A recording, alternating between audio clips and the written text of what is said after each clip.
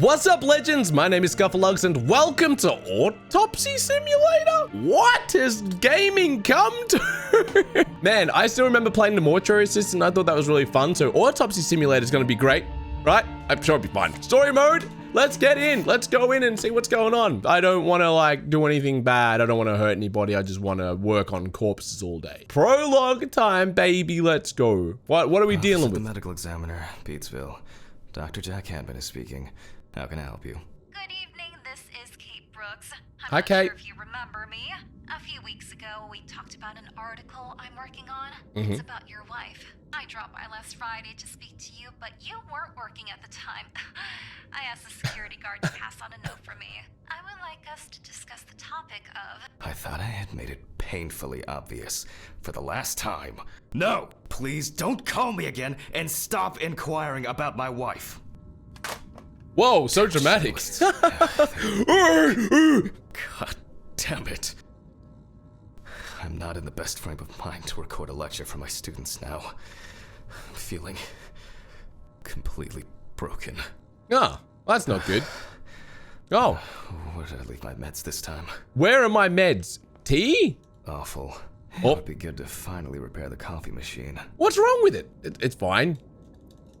Oh, I like it. I guess it was in another life. In another life. It's not my favorite day. Oh. Although it's certainly better than Monday. Uh-huh. Stephen didn't clean up after himself. Again. Steven, you jerk. Hi, this is Kate Brooks, a reporter for the New Orleans Weekly. I couldn't find you at home. I'm starting to suspect you are avoiding me, Mr. Handyman. Anyway, as you know, we'd like to write an article commemorating your wife's achievements. We would be delighted to talk to you about it. Commemorating is such a stupid word. Look at it. It's so long and too many M's. Along with this note, I'm also leaving my business card. I hope to find you at home or the office. Kate Brooks. Bye. Stop, put it down. Okay, what's this? They definitely pay me too little for this. Uh-huh. Is this one of those games where I can open everything? It is one of those games. Oh, this is too much selection for my liking. Where am I going?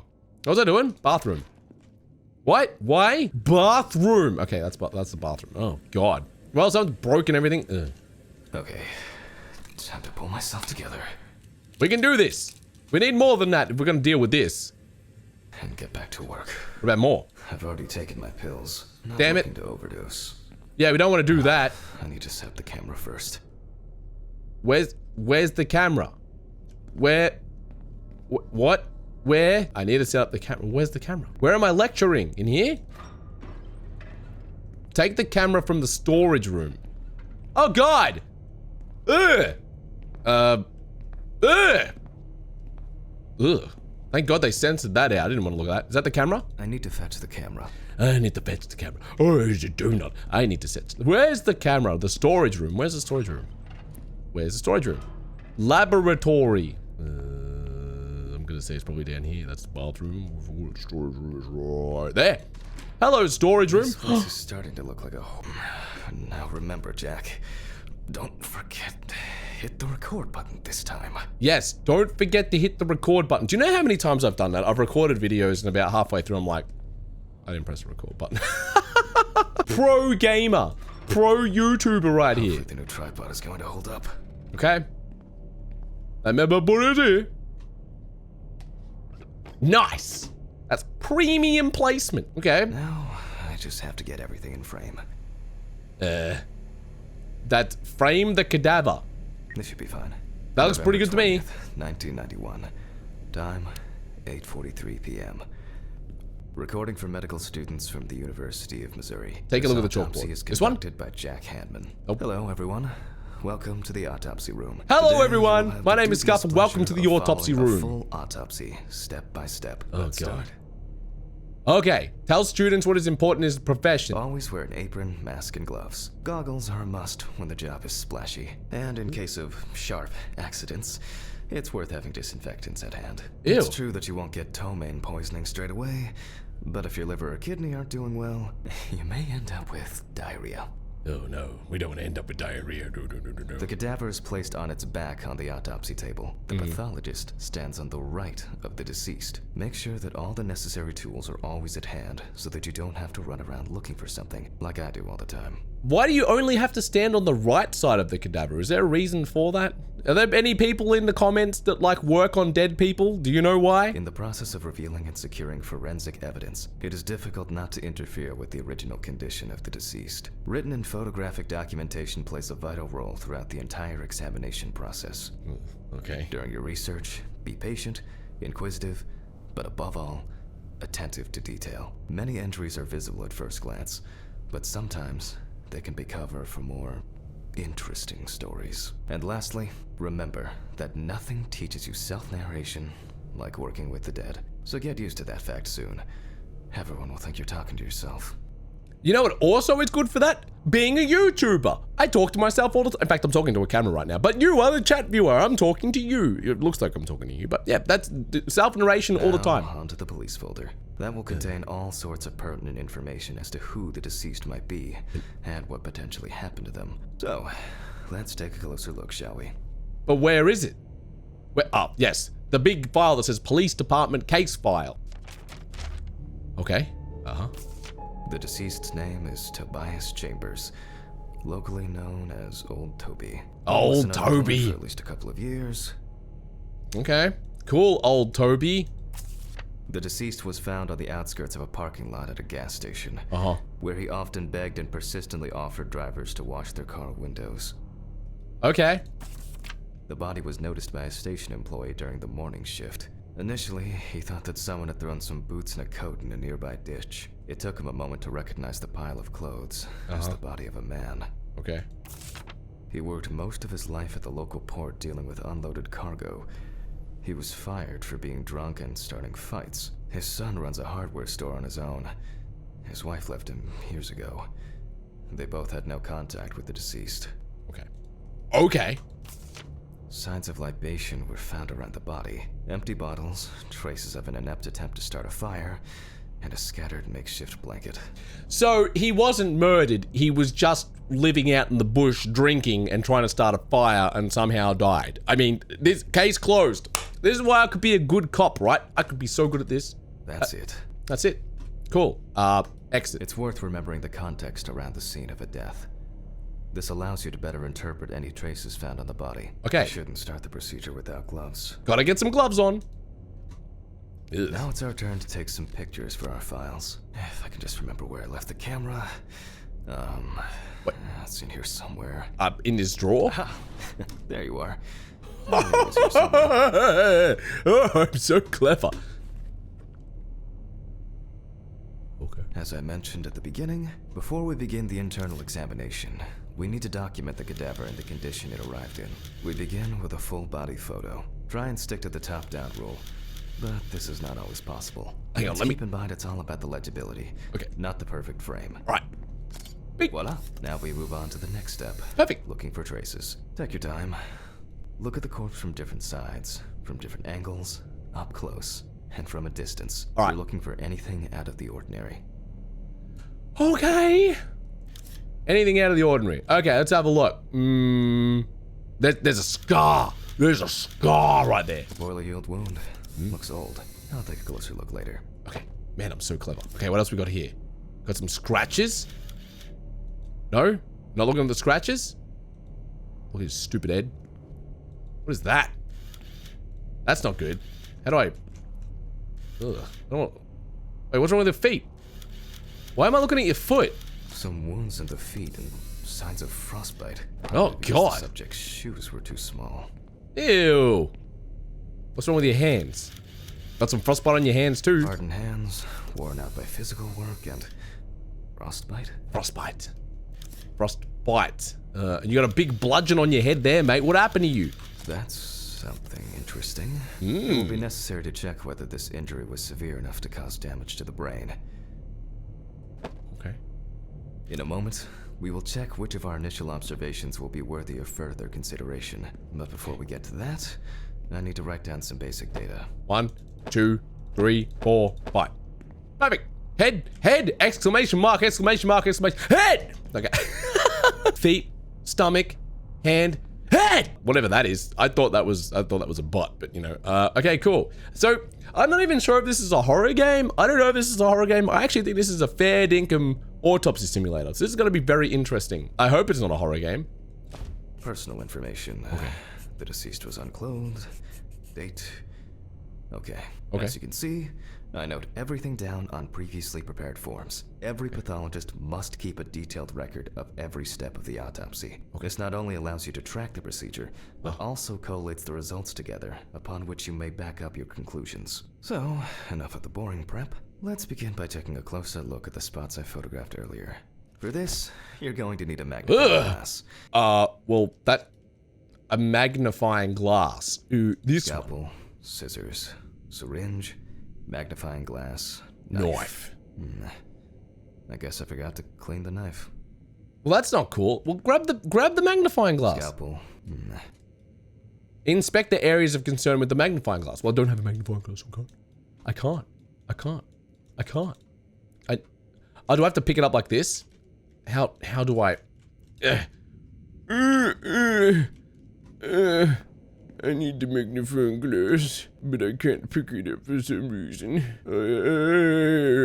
Why am I talking like this? What is wrong with me? Where is it? The magnifying glass is right there. Inspect the areas of concern with the magnifying glass. Pick it up. Is there another magnifying glass that I'm not aware of? Are there two? There's one there. Pick it up. Wait, tools, tab, tools. Yes! Spot first. This bit. It looks like a burn mark. No doubt painful, but it's not pertinent for this case. Ew. It's gross. Okay. Cool. This one. Here we can see frostbite on the fingertips. We can Ew. tell by the characteristic skin color. Yuck. Very yucky. I can confirm the presence of ecchymosis on the deceased man's head. Ecchymosis? The appearance indicates the intravital nature of the wound. Add alcohol, which I can clearly smell, and this was an accident just waiting to happen. Cool. Let me see your toes. Definitely a painful mix of frostbite, abrasions, and blisters. Old Toby had been wearing shoes too small for him for a very long time. That's if he wore any at all.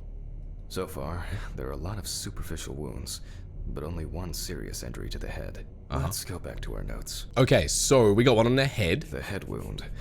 Definitely an important clue. This is something we'll investigate first. Okay. We're not in frost season yet, but high humidity, wind, and the inability to warm up can also be causes of frostbite. If Toby's body was cold for a prolonged period, the frostbite could have resulted from the body's defense reaction. The safety of the internal organs is more important than fingers, nose, or ears. We don't know that. Even though this type of wound didn't contribute to the deceased's death, we're still required to record it. Okay. As you can see, we don't have much to go on. Let's write down what preliminary causes of death we can think of. Okay. Well, highlight and consider each wound. Various types of accidents are a common cause of death among the homeless and the elderly. Yep. Perhaps old Toby slipped and accidentally hit his head. Or perhaps a bear hit him with a branch, or ate him and spit him back out in perfect form. Considering the conditions in which he slept, his body may have become hypothermic.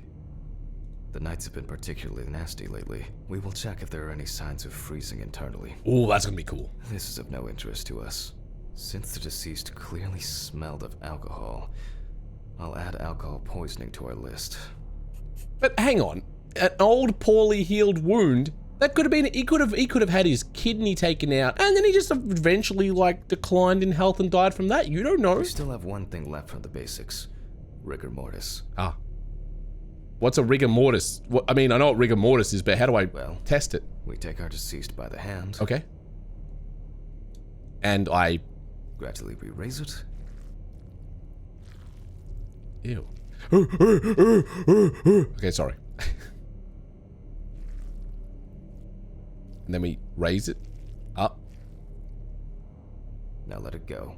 As you can see, the hand falls loose. Right. What's the conclusion? Death must have occurred more than 72 hours ago. The police information appears correct. But if it was rigor mortis, wouldn't it snap in place and it would just sort of lock in and then just comes down as a straight like an action. I don't know how this works. I don't know why I'm such an expert on this, because I'm not.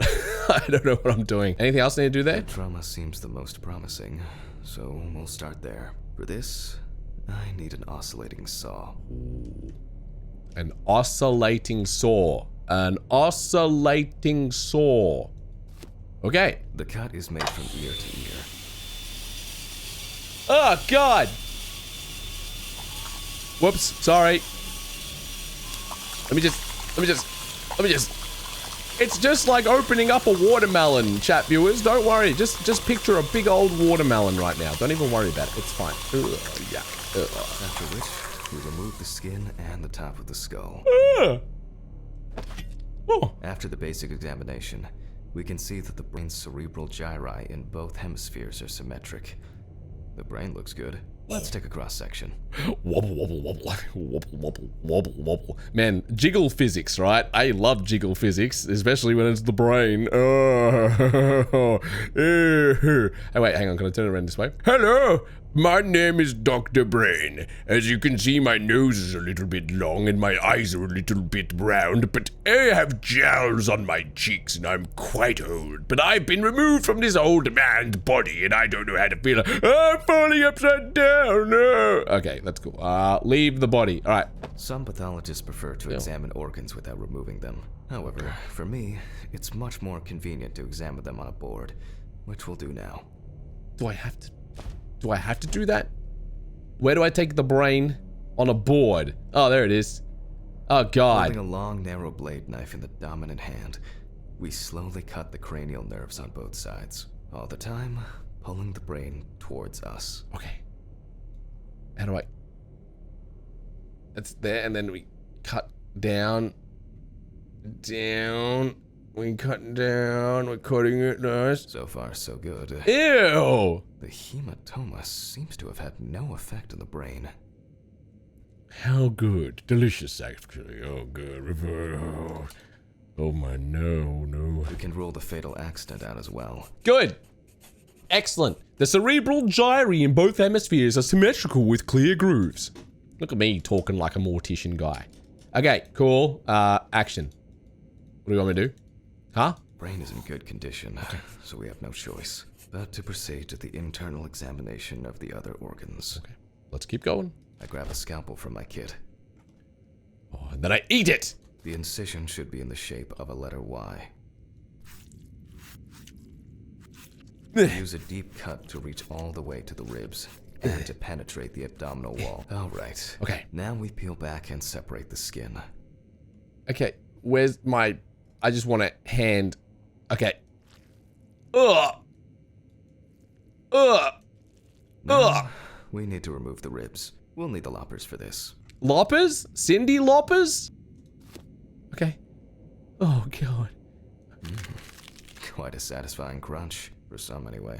After removing the complex tissue, we instantly notice two things. Firstly, there is no congestion of the internal organs. This means that although the deceased was hypothermic, it didn't kill him. Secondly, the deceased smoked like a chimney. So, we should take a closer look at those lungs. Ew. I do. We can see widespread black and tarry deposits caused by smoking cigarettes. Despite the tragic condition of the lungs, they are not the cause of death. Alice smoked too. It didn't kill her, but... what was I talking about? Okay. Lungs. Lungs. Yes. Yes. Advanced inflammation. Talking about his wife, he's just like, oh, what was I talking about? Lungs! Yes, lungs. Okay, lungs with extensive black-grey deposits, visible inflammatory changes, and excessive distension of lung tissue caused by cigarette smoking. Okay, cool. Now what? What now? Okay. A syringe. Now's a good time to collect some samples. Syringe. Specifically 3. From the eye, the heart, and the bladder. I'm interested to see the concentration of alcohol in the body. I'm not looking forward to this noise. Vitreous humor analysis is very useful in indicating long-term alcohol abuse. Ew. 5 milliliters from the left ventricle should do it. Ew. Ew. From the bladder, we draw about 10 milliliters of fluid. Ew. Now we take our samples to the centrifuge. But before I do that, I need to find my notebook. My dyscalculia means that I always double-check the settings. What? Please excuse me while I run and fetch it. Yeah, please excuse me, body that I've obviously carved up. Where's my notebook? Where's my notebook? Where's my notey book? Notebook? Notebook? Where's my notebook? Where did I leave it? I've left it somewhere stupid. Where is my notebook? Retrieve the notebook from the office. Oh, I left it in the other room. Well, so far so good. I thought this was supposed to be a scary game. It's actually quite informative. I'm learning all sorts of things in here. Notebook. No. How to break out of this vicious cycle. Go for a run. That's what you should do. There's my notebook. This whole thing is covered in stains. I should check this out under the microscope sometime. Use the centrifuge. What is a centrifuge? Let's Centrifuge. get back to the examination. Centrifuge. Is this a centrifuge? Poor soul. Nope. I get cases. This one. Okay, there it is. Samples into the rotor. Okay. 1, 2. Is this the thing that spins around really fast and does things? Now we set the appropriate time and speed. All the way. We set it to 90 minutes at top speed. Is that right? No? Come on. I don't know what's the right time. Notes? Time 15 minutes, speed 70%. 15 minutes, 70%. Okay, There we let's go. roll. Start. Look at it go, baby! I wonder what would happen if you put it on like full. I wonder if that would like separate everything. Oh shit. Oh, the fuses again. Not the fuses. Not the fuses. Where were we? It's fine. Oh yes. Okay. The blood Oh, it's gonna go fix the concentration. fuses. Alright. Let's see what we've got here. Okay. 1. Everything's separated as it should. Ew, yuck. Our lab is closed until tomorrow after the last, incident. However, considering that Toby's favorite eau de parfum appears to be ethanol, I'm guessing the results won't surprise me at all. De parfum. Oh, oui. Oh, I love to. Let's go further. We will now focus on the cardiovascular system, specifically the heart. We remove the organ and examine it closely.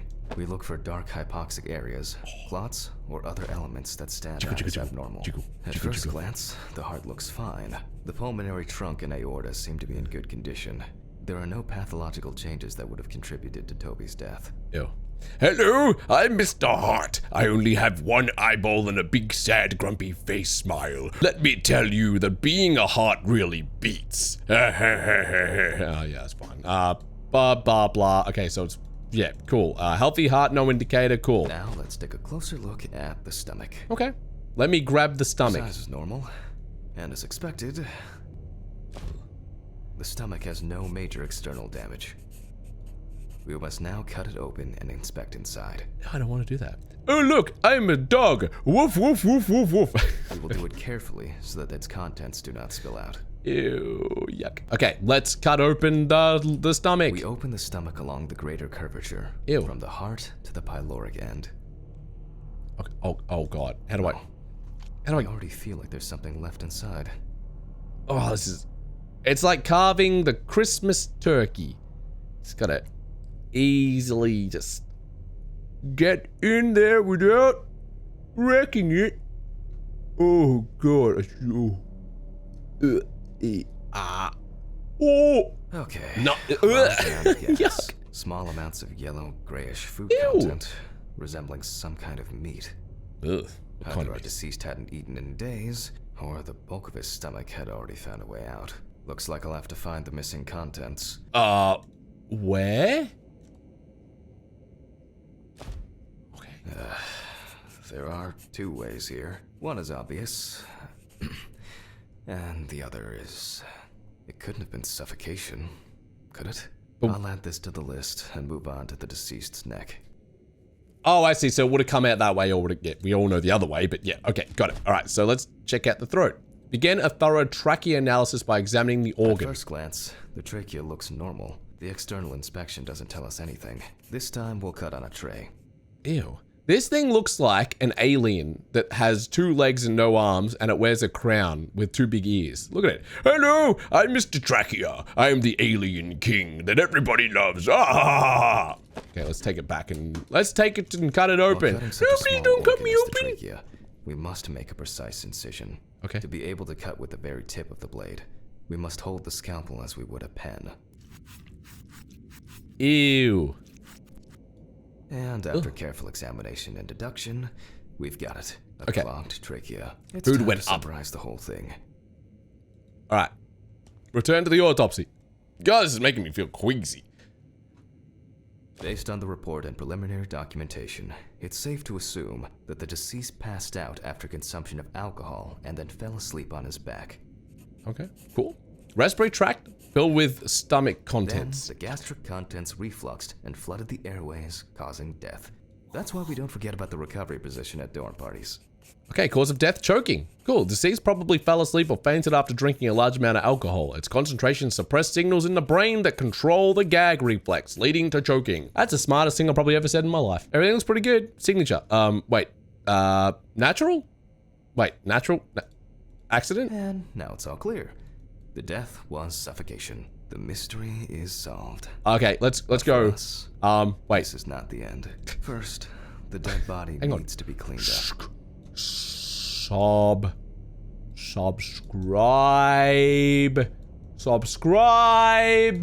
now.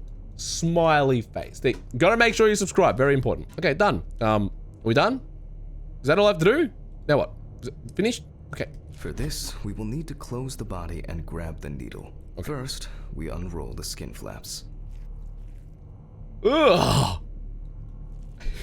God, that's gross. Hello, you should totally subscribe to Skuffalugs. It's very important. And then, we sew the deceased back up. Okay, let me grab my needle. I'm using the baseball stitch technique. Okay. This stitching method is very strong and quick to do. Okay. Yeah. Damn, that is quick. Wow, that is super fast. Is that all it is? Is there any more? Done? All finished. Selected. Did I not stitch him up properly? Ah, there was more to do. Beautiful. Beautiful. Yeah, so beautiful. So beautiful. Leave the body. Now we say goodbye to the deceased and put them safely in the fridge, ready for the next stage of their journey. Okay, time for the fridge time. How do I get you in the fridge? Is there a secret to this? Place the body into the fridge. Okay, how do I pick you up? Oh god. Okay. Bye, Toby. Old Toby. God, I'm tired. I'll drop these samples off at the lab on the way to the bar. The bar? Cool. Fed to your car in the parking lot. I'll call Steven. I don't feel like drinking alone today. That was easy. That was super simple. Oh. Is this my... Oh no. Is this my wife?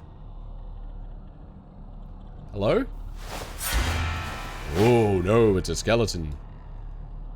Hello, Mr. Skeleton. Hello.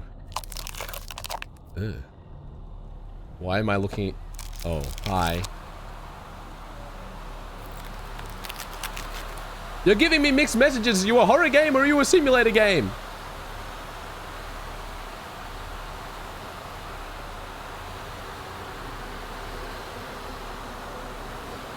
Oh, hi. Well, this is weird. Hello, Skuffalugs. Is there something I'm supposed to do here? Or am I just gonna get buried under all these skulls? Eh? No? That's it? Cool.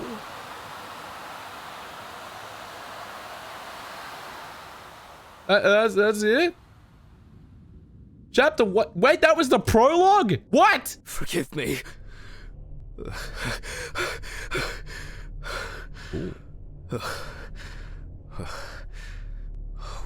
What? Who eats spaghetti and meatballs in bed? That's such a weird place. What a dream. Ah, fuck. Oh, fuck.